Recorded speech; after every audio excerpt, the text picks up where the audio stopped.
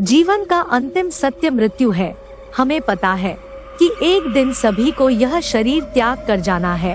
एक आत्मा ही है जो अमर है, जो एक शरीर छोड़कर दूसरा शरीर धारण करती है, लेकिन धार्मिक मान्यता अनुसार इसके मध्य हमारी मृत्यु के बाद आत्मा यमलोक की ओर चली जाती है। यमलोक नगरी तक आत्मा कैसे पहुंचती है और कैसा होता है ये सफर? आइए आज हम आपके साथ मृत्यु के बाद आत्मा का सफर से जुड़ी कुछ रोचक बातें साझा करते हैं। मृत्यु के बाद व्यक्ति की आत्मा प्रेत रूप में एक दिन में 200 योजन यानी 1600 किलोमीटर चलती है। एक योजन 8 किलोमीटर का होता है। इस तरह एक वर्ष में आत्मा यमराज के नगर में पहुंचती है। बैतरणी नदी को छोड़कर यमलोक का मार्ग 86,000 योजन है। यममार्ग में 16 पुरियां यानी नगर हैं। ये सभी नगर बड़े ही भयानक हैं। इस मार्ग में बहुत कम समय से लिए व्यक्ति की आत्मा को महीने में एक बार ठहरने का अवसर मिलता है। यहाँ आत्मा अपने पूर्व जन्म के कर्मों और परिवार के लोगों को याद करके दुखी होता रहता है। यमदूतों की यातना से दुखी होकर आगे कैसा शरीर मिलेगा यह सोचकर भी घबराता है।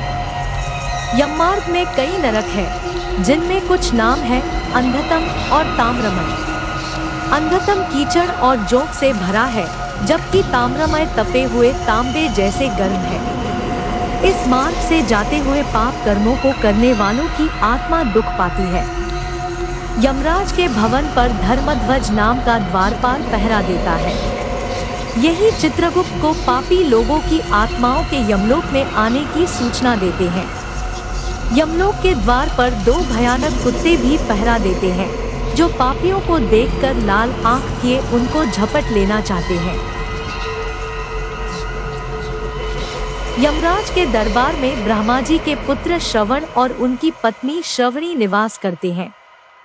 श्रवण पुरुषों के सभी कर्मों का लेखा रखते हैं। ये पुरुषों की सभी बातों को दूर से ही सुनकर उनके पाप पुण्य का लेखा जोखा रखते हैं। इनके कहने के अनुसार ही यमराज पुरुषों को उनके कर्मों के अनुसार फल देते हैं। श्रवण की पत्नी स्त्रियों के पापुण्य को यमराज से बताते हैं। इनकी बातों और सलाह के आधार पर यमराज महिलाओं को उनके कर्मों का फल प्रदान करते हैं। सूर्य, चंद्र, जल, आकाश, मन, दिन रात और धर्म मनुष्य के कर्मों को जानते हैं। यमराज व्यक्ति के कर्मों का हिसाब करते समय इन्हें भी गवाही के लिए बुलाते हैं। कई ऋषि और अश्वमेध यज्ञ के फल से उत्तम लोक में गए राजागण भी यमराज के दरबार में सलाहकार होते हैं। सभी से विचार और सलाह लेने के बाद यमराज व्यक्ति को दंड और उसके अगले शरीर के बारे में विचार करते हैं। अपने कर्मों का फल भोगकर प्राणी को फिर से बचे हुए कर्मों का फल भोगने के लिए नया शरीर मिलता है। मृत्यु के समय ये 4 चीजें हो पास तो बिना श्राद्ध भी मिल जाता है स्वर्ग। जीवन भर मनुष्य यह सोचता रहता है कि मृत्यु के बाद उसे नरक ना जाना पड़े, इसके लिए दान, तीर्थयात्रा और व्रतोपवास करता है। लेकिन गरुड़ पुराण कहता है कि मनुष्य को मृत्यु के बाद अपने अच्छे और बुरे दोनों कर्मों का फल भोगना पड़ता है।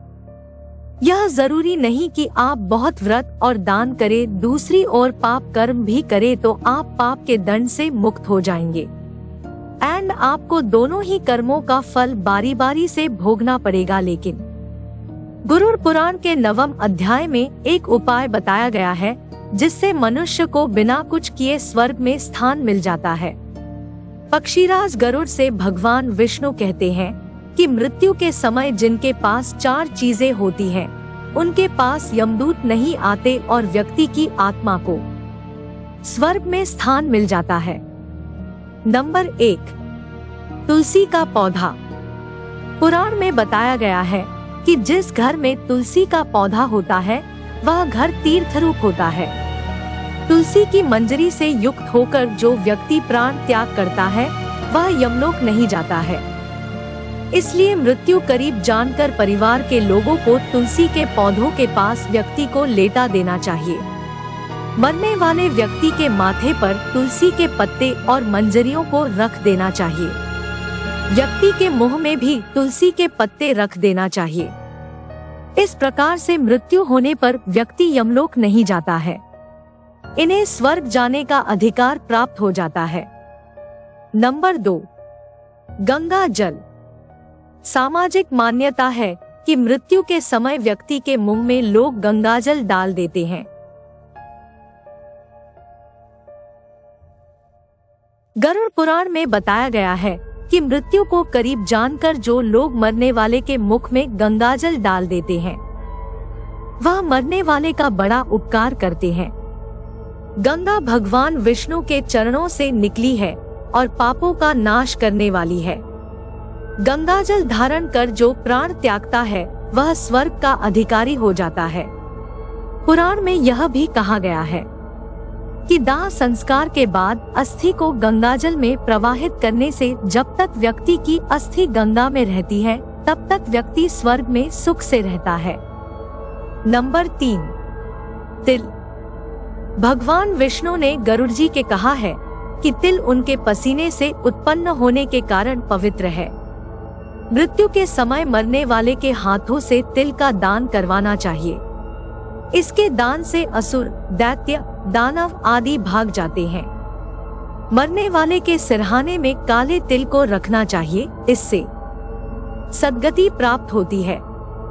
नंबर 4, कुश का आसन। कुश एक प्रकार का घास है जिसे हिंदू धर्म में बहुत ही पवित्र माना गया है। इसके बिना कोई भी पूजा पूरी नहीं होती है। भगवान विष्णु ने पुराण में कहा गया है कि कुश उनके रोम से उत्पन्न हुआ है। मृत्यु के समय तुलसी के पौधे के पास कुश का आसन बिछाकर व्यक्ति को सुला देना चाहिए और मुंह में तुलसी का पत्ता रख देना चाहिए। इस प्रकार जिनकी मृत्यु होती है वह संतानहीन होने पर भी वैकुंठ प्राप्त करते हैं। कहने का तात्पर्य है कि अगर व्यक्ति का श्राद्ध कर्म करने वाला भी कोई ना हो तब भी वह मुक्ति को प्राप्त कर लेता है। आज के वीडियो में बस इतना ही। मिलते हैं ऐसे ही न्यू वीडियो के साथ। अगर वीडियो पसंद आया है तो लाइक एंड कमेंट जरूर कर और चैनल पर नए हैं तो चैनल सब्सक्राइब जरूर करें।